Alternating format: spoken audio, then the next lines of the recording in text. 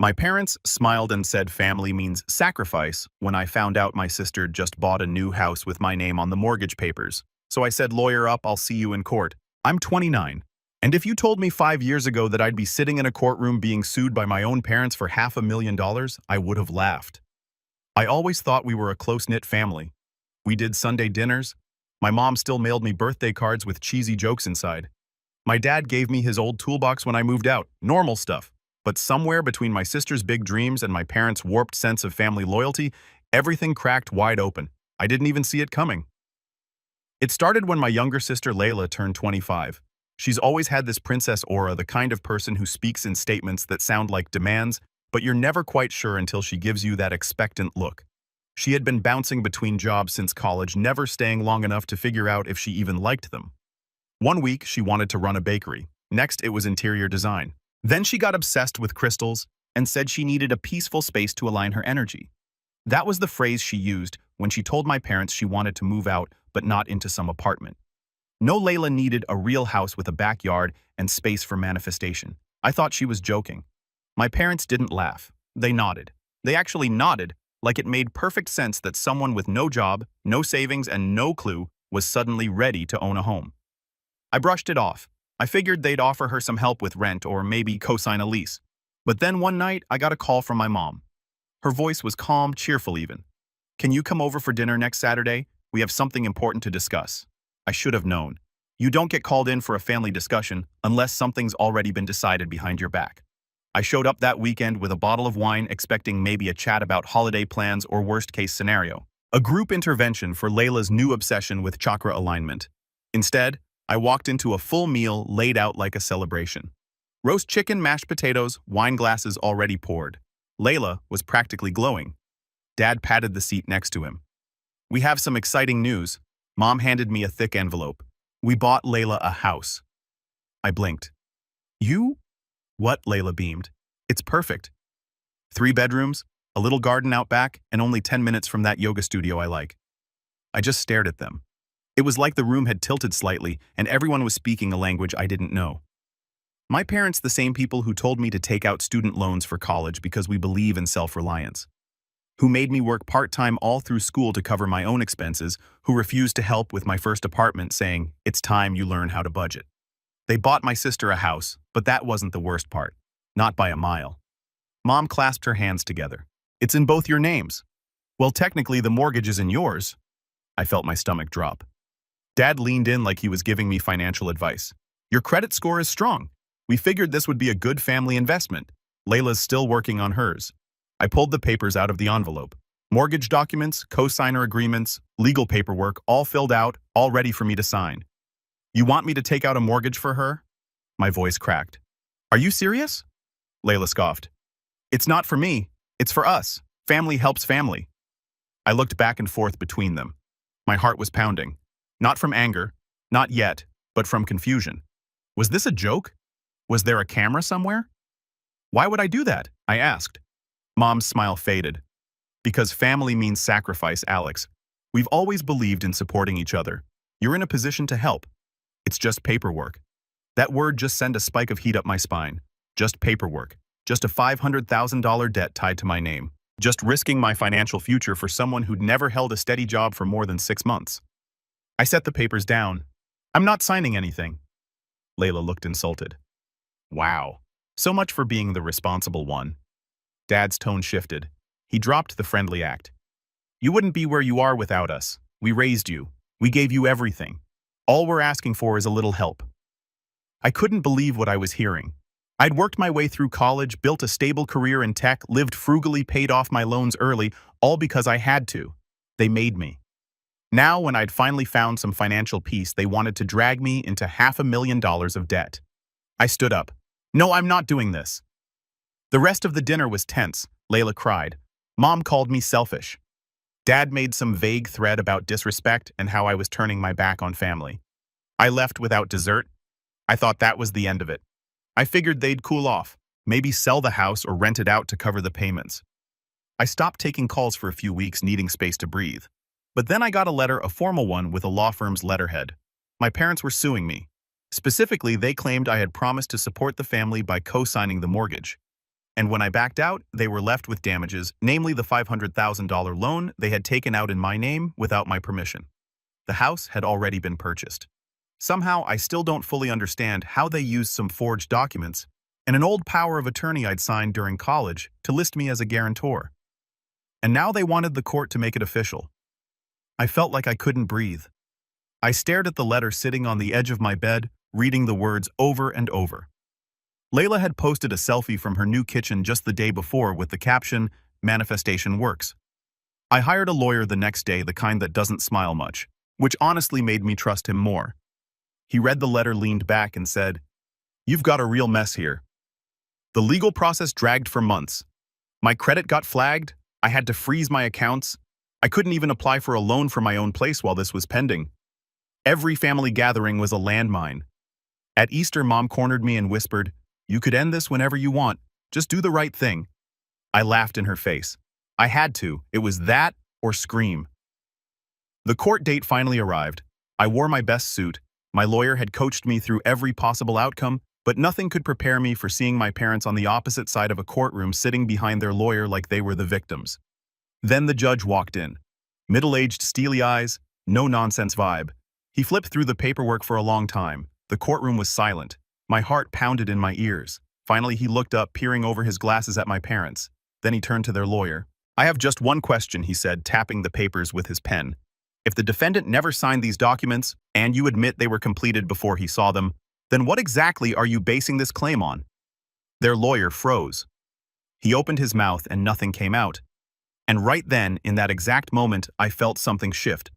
Not just in the courtroom, but in me. Everything was about to change. The silence in the courtroom stretched on like an eternity. I sat there watching their lawyer fumble with his notes, his lips twitching like he was searching for the right words but couldn't find any. My parents didn't seem to understand what had just happened. My mom looked from him to the judge, confused. And my dad sat stone-faced, arms crossed, like he was still confident this was all going to go their way. But I knew the look on the judge's face. It was the look of someone who saw through the act.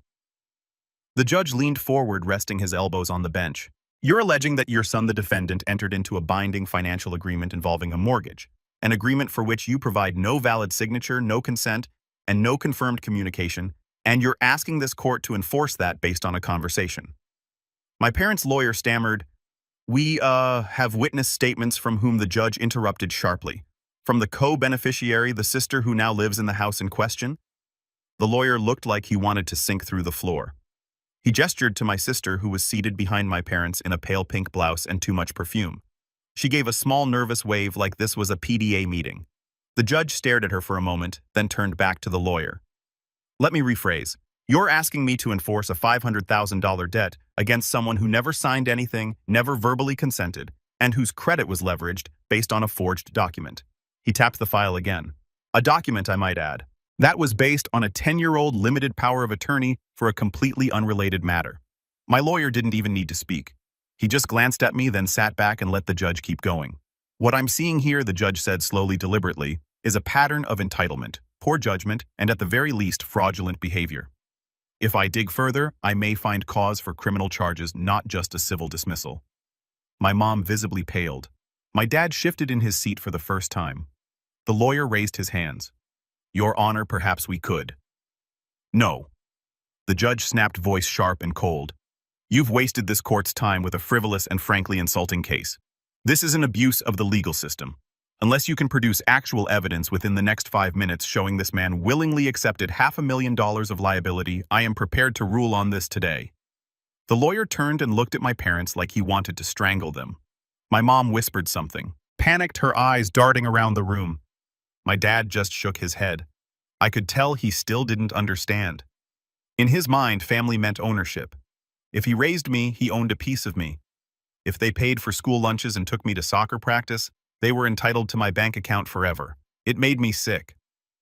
The judge stood up. "I'll give you 5 minutes to confer. After that, we'll reconvene for my ruling." They huddled with their lawyer, whispering intensely. My sister sat alone behind them, staring down at her phone. She didn't say a word. No apology, no guilt, just scrolling through her notifications like she wasn't sitting in the middle of a disaster her entitlement had caused. I felt nothing toward her in that moment, not even anger, just emptiness. My lawyer leaned toward me and murmured, "They're going to fold. They'll offer to drop it before you can sue them for damages." I didn't say anything back. I was still trying to understand how we got here. How the same parents who used to pack my lunch every morning could look me in the eye and try to ruin my life to cover their poor financial decisions. All for Layla. Always for Layla. The judge returned to the bench. "Mr. and Mrs. Bradford, do you wish to proceed?" Their lawyer stood up slowly. "Your Honor."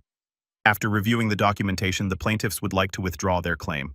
The judge nodded. "Very well. Case dismissed." I felt a weight lift from my chest that I didn't even realize I'd been carrying. I hadn't lost everything. My credit would recover. My finances would bounce back, but my relationship with my family, that was a different story. As I stood to leave, my mother rushed up to me, grabbing my arm. "Alex, please, you don't understand what kind of pressure we've been under." I pulled my arm free. "I understand perfectly," I said. "You saw me as a bank account, not a son." She looked like I'd slapped her. Dad didn't say a word. He just glared at me like I'd betrayed them, like I was the one who had dragged them into court. And then behind them, Layla stood. She opened her mouth as if to say something, maybe to apologize, maybe to justify. But I walked past her without stopping. She didn't follow. That night, I sat in my apartment, small, rented, nothing fancy, and let it all sink in. I had no family now, not really. Not the kind that loves unconditionally. But I had something better. I had freedom. I had peace. I had control over my own life. And tomorrow, I'd be making a phone call that would change everything for them. Because while the civil case was dismissed, my lawyer and I weren't done yet. The next morning, I woke up before the sun. I hadn't slept much, but my mind felt clear in a way it hadn't in weeks, months even. The last of the courtroom's echoes still rang in my head. The judge's voice calm but sharp, my mother's voice desperate. Layla's silence, but there was no guilt, just quiet resolve. I made coffee, sat at my tiny kitchen table, and opened my laptop. I still had the folders, every document, every forged signature, every transaction involving my name. What they'd done wasn't just a betrayal. It was fraud, identity theft, bank fraud. And while I'd always seen myself as someone who avoided conflict, someone who didn't push too hard or rock the boat, that person didn't live here anymore. I opened an email draft to my lawyer. Subject line: next steps, attached every file I had. Mortgage paperwork, bank statements, power of attorney from college that they'd misused, screenshots of texts, notes from every call I'd had with them since this mess began everything. Before hitting send, I hovered for a second. Was I really going to do this? Then I remembered sitting in the bank weeks earlier trying to figure out why my credit report had a $500,000 mortgage I'd never applied for.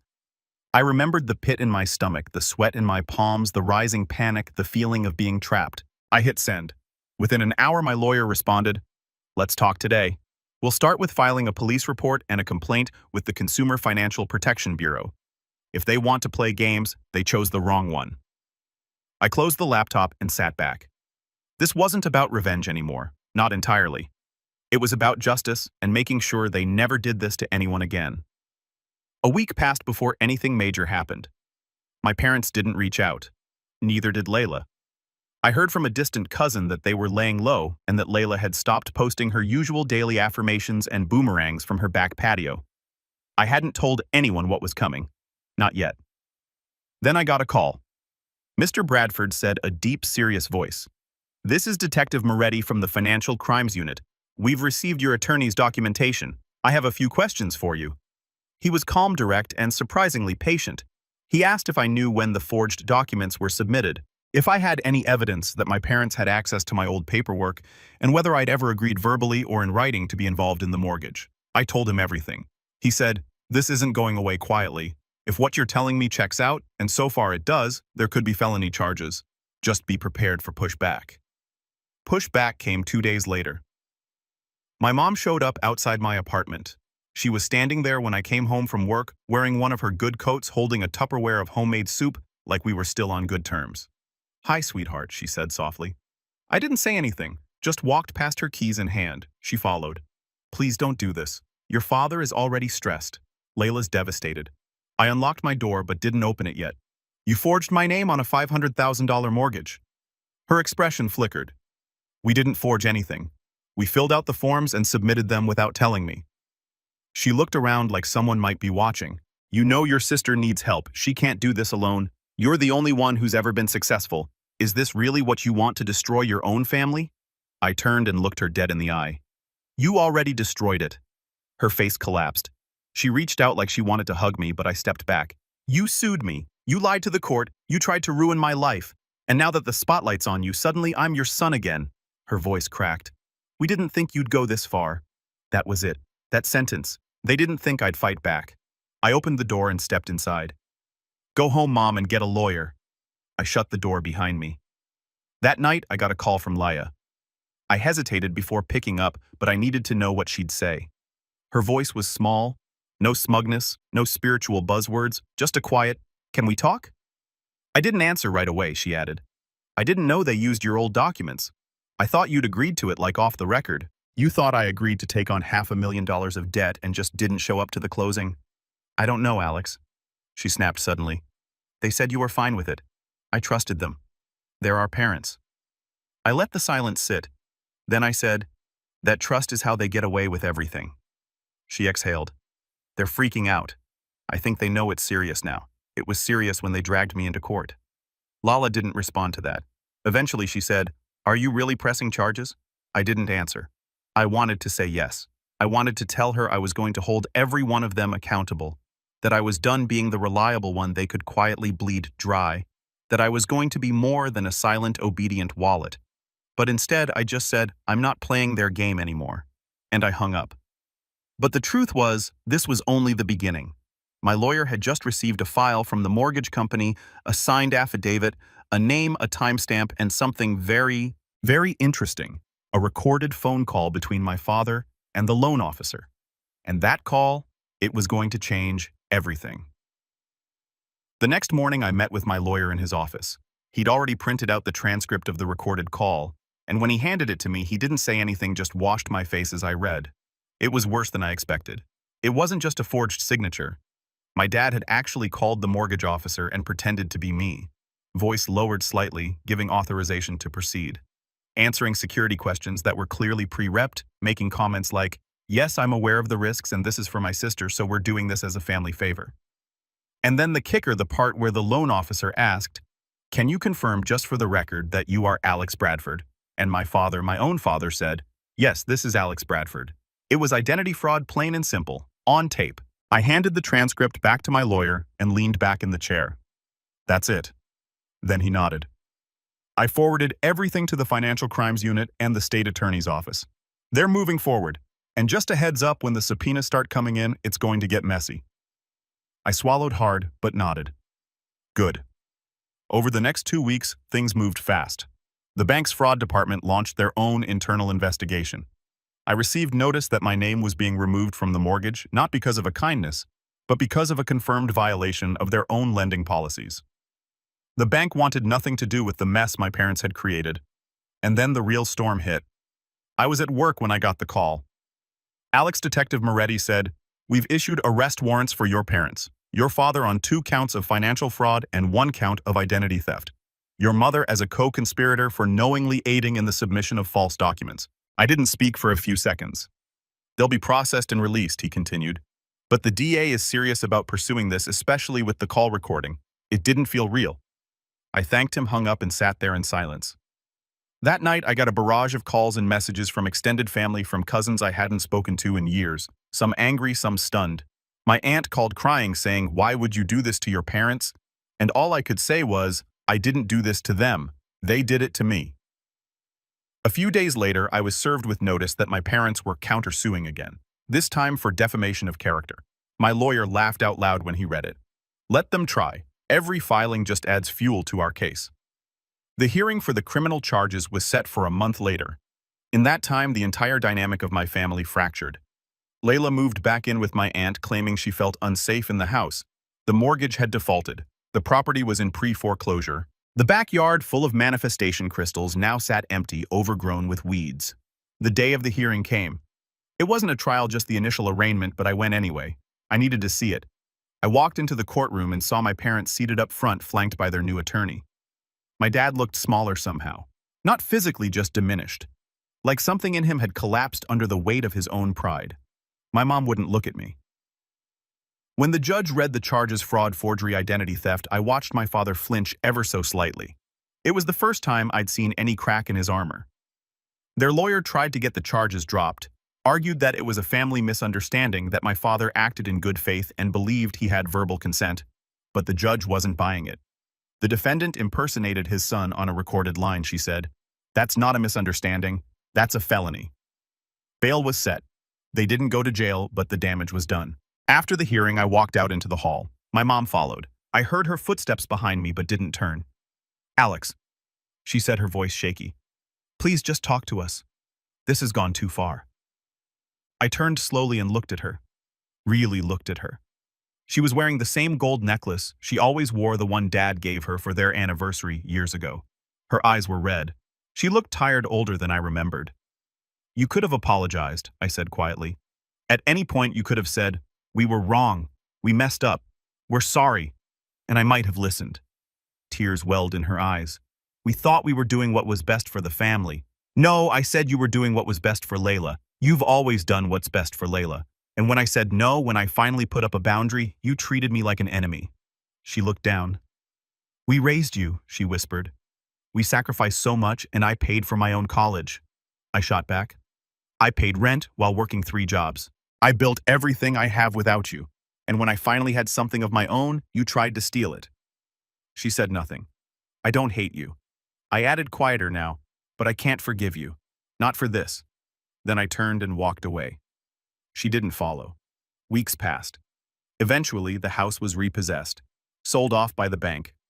Layla tried to claim it was unfair, but no one listened. She moved in with a friend, started posting cryptic quotes online about letting go of toxic energy and learning to cut cords. I didn't respond to any of them. My parents pleaded down the charges. They avoided jail time, got probation, and had to pay restitution, including legal fees. Their reputation in the community took a hit, though. My dad had to resign from the board of a local nonprofit. My mom stopped showing up at church. And me, I moved out of my tiny apartment, bought a modest place in the city, nothing flashy but mine, fully mine. I didn't invite anyone to the housewarming, no parents, no cousins, not even Layla. Just a few friends, some takeout, and a quiet toast to a future I built by myself. And I've never felt lighter. The last text I got from my mom came a few months later. It read, "We miss you. Please come home for Thanksgiving. Let's start over." I stared at the screen for a long time. Then I turned off my phone, and I finally truly moved on.